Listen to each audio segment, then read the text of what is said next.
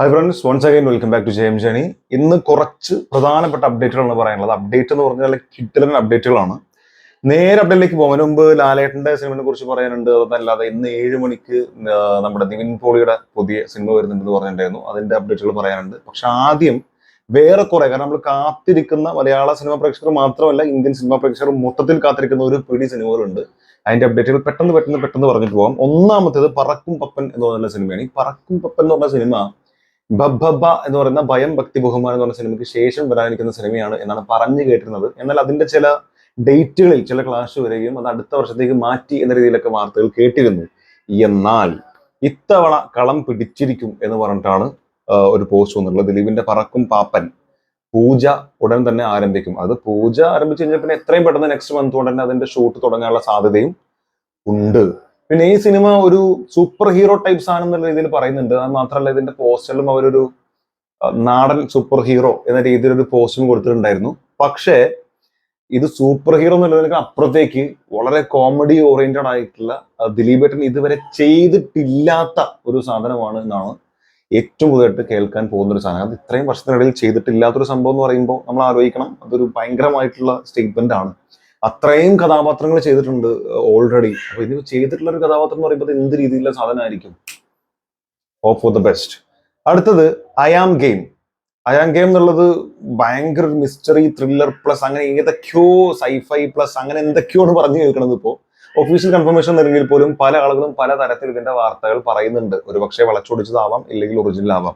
എന്തായാലും കുറച്ചു വെറൈറ്റി പരിപാടികളാണ് അയാം ഗെയിം മൂവി മ്യൂസിക്കിൽ ഞാൻ പിടിക്കാൻ ഉദ്ദേശിച്ചിരിക്കുന്നത് എന്ന് പറഞ്ഞിരിക്കുന്നത് സാക്ഷാൽ ജെയ്ക്സ് ബിജോയ് തന്നെയാണ്. ദിവസം കഴിയുന്നതോറും പ്രതീക്ഷ വരുന്നു പറഞ്ഞിട്ട് ഒരു പോസ്റ്ററൊക്കെ അവർ ഇട്ടിട്ടുണ്ട്. ഇതില് ആന്റണി വർഗീസ് പെപ്പയാണോ അതോ DQ ആണോ പ്രധാന കഥാപാത്രം എന്ന് ചോദിച്ചു കഴിഞ്ഞാൽ ഒരു പിടിയില്ല. ഇതില് DQ ആണ് നായക റോളിൽ വരുന്നുണ്ടെങ്കിൽ പോലും വളരെ ഇമ്പോർട്ടന്റ് ആയിട്ടുള്ള ഒരു പക്ഷെ അതിനേക്കാൾ ഒരു പിടി മുകളിൽ നിൽക്കുന്ന ഇമ്പോർട്ടൻസ് ഉള്ള ഒരു കഥാപാത്രമാണ് ആന്റണി വർഗീസ് പെപ്പയുടേത് എന്ന രീതിയിലും കേൾക്കുന്നുണ്ട്. ഇവൻ ഫുൾ ടൈം ഒന്നുമില്ലെങ്കിലും 1 മണിക്കൂർ 1.25 മണിക്കൂറോളം ദൈർഘ്യം വരുന്ന കഥാപാത്രമാണ്. പക്ഷെ അതിന് നായക കഥാപാത്രത്തെക്കാൾ ഇമ്പോർട്ടന്റ് ഉണ്ട് എന്ന രീതിയിലും കേൾക്കുന്നുണ്ട്. എന്താണെന്നുള്ളത് നമുക്കൊരു ഐഡിയ ഇല്ല. ആൻഡ് DQനെ വെറുതെ കൊണ്ട് നിർത്തൂല. സ്റ്റാർ നോക്കിക്കഴിഞ്ഞാൽ, സ്റ്റാർ വാല്യൂ നോക്കിക്കഴിഞ്ഞാൽ തീർച്ചയായിട്ടും ആന്റണി പെപ്പേനേക്കാൾ മുകളിലാണ് നമ്മുടെ DQന്റെ വാല്യൂ. എല്ലാവർക്കും അറിയുന്ന കാര്യമുള്ളൂ.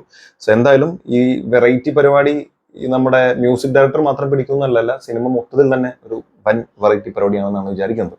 മാർക്കോ 2 ഉപേക്ഷിച്ചു എന്ന രീതിയിൽ തന്നെ വാർത്തകൾ കേട്ടിട്ടുണ്ടായിരുന്നു. ഉണ്ണിമുകുന്ദൻ അത് സ്ഥിരീകരിക്കുകയും ചെയ്തിരുന്നു. എന്നാൽ വിശദീകരണവുമായി നിർമ്മാണ കമ്പനി മാർക്കോ 2 ഉണ്ടാകില്ലെന്ന് ഉണ്ണിമുകുന്ദൻ നേരത്തെ വ്യക്തമാക്കിയിരുന്നു. ഇപ്പൊ ഇവർ പറഞ്ഞിരിക്കുന്നത് എന്താ നോക്കാം. ക്യൂബ്സ് എന്റർടൈൻമെന്റ് തന്നെ ഇട്ടിട്ടുള്ള ഒരു കാര്യമാണ്. Thank you for the overwhelming love and support for Marco.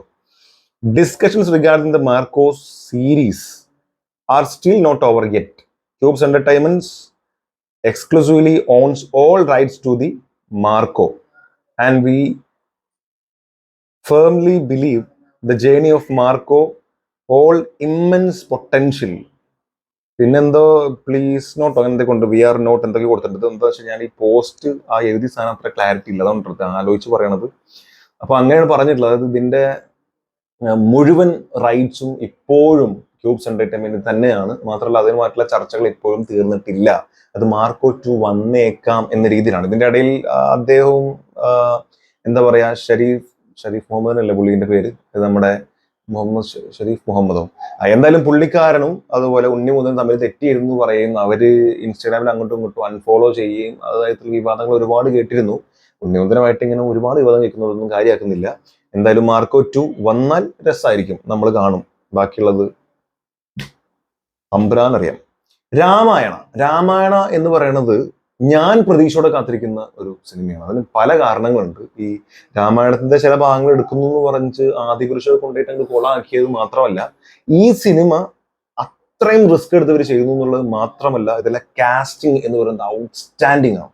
രാവണായിട്ട് വരുന്ന യഷിനെ കാണാൻ ഞാൻ ഏറ്റവും കൂടുതൽ പ്രതീക്ഷയോടെ കാത്തിരിക്കുന്നത്. ആൻഡ് ഓഫ് കോഴ്സ് സായ് പല്ലവി ഈ റോൾ എങ്ങനെ കൈകാര്യം ചെയ്യും, അതുപോലെ നമ്മുടെ രൺവീർ കപൂർ റോൾ എങ്ങനെ കൈകാര്യം ചെയ്യും, രാമനായിട്ട് വരുമ്പോൾ എങ്ങനെ ഉണ്ടാവും, രാവണനും തമ്മിലുള്ള കാര്യങ്ങൾ ഉണ്ടാവും, സീതയും ഇവരുള്ള കണക്ഷൻസ് എങ്ങനെ ഉണ്ടാവും, ഇതൊക്കെ ഭയങ്കരമാണ്. മാത്രമല്ല ഇപ്പൊ ഞാൻ രാമൻ സീരീസ് വായിച്ചുകൊണ്ടിരിക്കുകയാണ്. അത് ഇക്ഷാകുവിലെ രാജാവ് എന്ന രീതിയിലുള്ള അമീഷിന്റെ ഫസ്റ്റ് ബുക്ക് ഇപ്പൊ കംപ്ലീറ്റ് ചെയ്തേ ഉള്ളൂ. അടുത്ത ബുക്കിന് ഓർഡർ ചെയ്തിട്ടുണ്ട്, സീത. അപ്പം ഭയങ്കര പ്രതീക്ഷയാണ് സിനിമയിലുള്ളത്. ആൻഡ് ഇത് വാർത്ത വന്നിരിക്കുന്നതാണ്, a landmark cinematic event that marks the beginning of one of the biggest film ever made എന്നാണ് പറഞ്ഞത്. One of the biggest film ever made, ഇതുവരെ ചെയ്തു വെച്ച് ഏറ്റവും വലിയ സിനിമകളിലൊന്നും, അങ്ങനെ പറഞ്ഞിട്ടേക്ക് ഇറക്കണത്. നേരത്തെ പറഞ്ഞ തമ്പുരാനെ അറിയാം. ഓക്കെ, അപ്പൊ ഡേറ്റ് 3rd July 2025, അതായത് മറ്റന്നാൾ. Oh my god. Time 11:30 AM onwards. അപ്പൊ മറ്റന്നാൾ 11:30 വലിയൊരു ഏതാ venue, PVR Forum Mall Bangalore. അവിടെ വലിയൊരു പരിപാടി നടക്കണമെന്നാണ് പറഞ്ഞിട്ടുള്ളത്.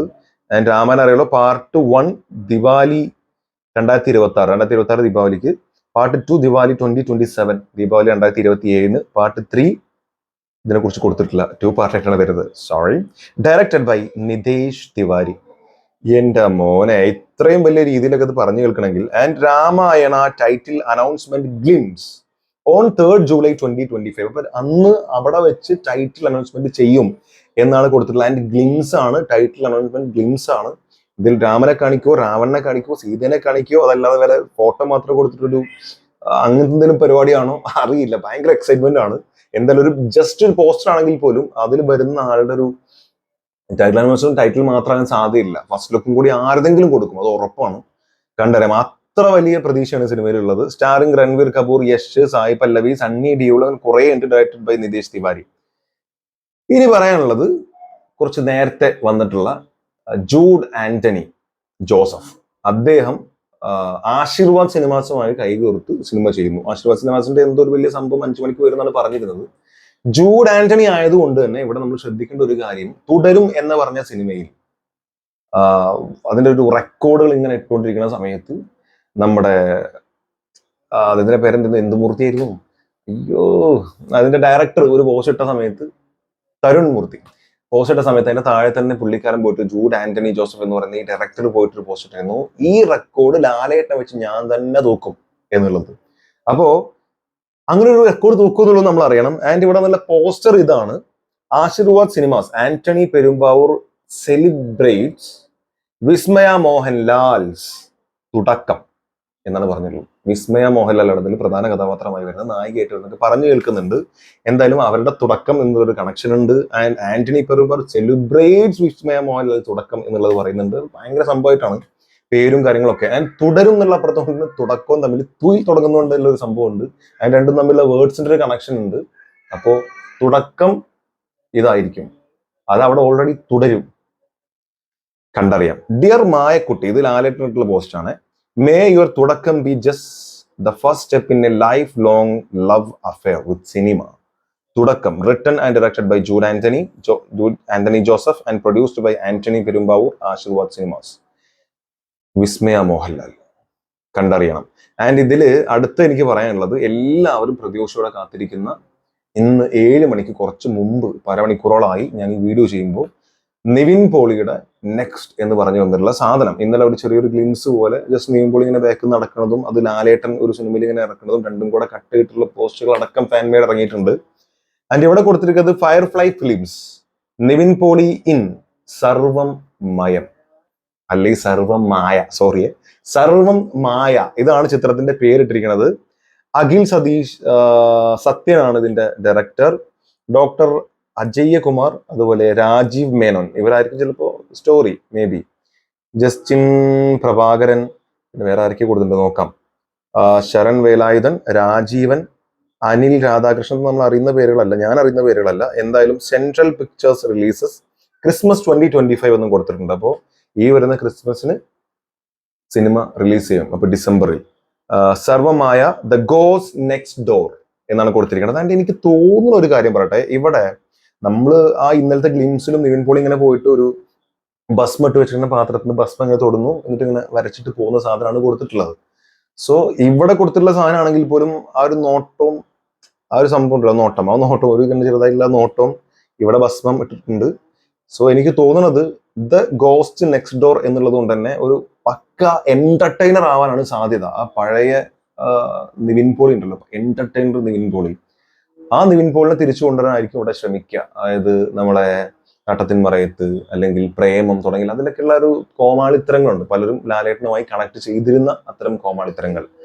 അത് വളരെ നന്നായിട്ട് കൈകാര്യം ചെയ്യുന്ന നമ്മളെ ഉള്ളങ്കിൽ തമ്മാനമാടുന്ന ആ നെവിൻ പോൾ ഇതിൽ തിരിച്ചു കിട്ടാൻ സാധ്യതയുണ്ടെന്ന് എനിക്ക് തോന്നുന്നത്. ഈ പേരും ദ ഗോസ്റ്റ് നെക്സ്റ്റ് ഡോർ എന്നുള്ള ടാഗ് ലൈനും ഇവിടെയുള്ള ഫോട്ടോ കൂടെ നോക്കിക്കഴിഞ്ഞാൽ ഒരു കള്ളസ്വാമി അങ്ങനത്തെ ഒരു ക്യാരക്ടറായിട്ടാണ് തോന്നുന്നത്.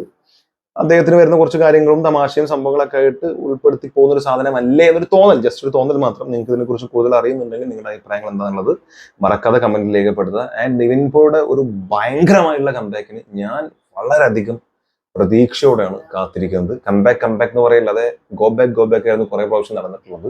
ഇനി വരാനിരിക്കുന്ന ബെൻസ് എന്ന കഥാപാത്രമാണെങ്കിലും 90% ആളുകൾ എൻജോയ് 10% ആളുകൾ കളിയാക്കുന്നുമുണ്ട്. എങ്കിൽ പോലും എനിക്കതിന് പ്രതീക്ഷയുണ്ട് ബിക്കോസ് ഓഫ് ലോകേഷ് കനകരാജ്. പിന്നെ ഇവിടെ സർവമായ അതല്ലാതെ ഒരു ഓട്ടോക്കാരനായിട്ട് പടണ്ടല്ലോ, എന്റെ പേര് എനിക്ക് ഓർമ്മയില്ല, നിങ്ങൾക്ക് ഓർമ്മയുണ്ടെങ്കിൽ കമന്റിൽ രേഖപ്പെടുത്തുക. അങ്ങനെ ഒരുപാട് ചിത്രങ്ങൾ, ഒരു പിടി ചിത്രങ്ങളാണ് വരാനുള്ളത്. എങ്ങനെ പോലും ഒരെണ്ണെങ്കിലും തൂക്കി അടിച്ചിരിക്കും. നിങ്ങളുടെ അഭിപ്രായം എന്താണുള്ളത് കമന്റ് രേഖപ്പെടുത്തുക. Thank you so much watching this video. അടുത്ത വീഡിയോ കാണുന്നവരെ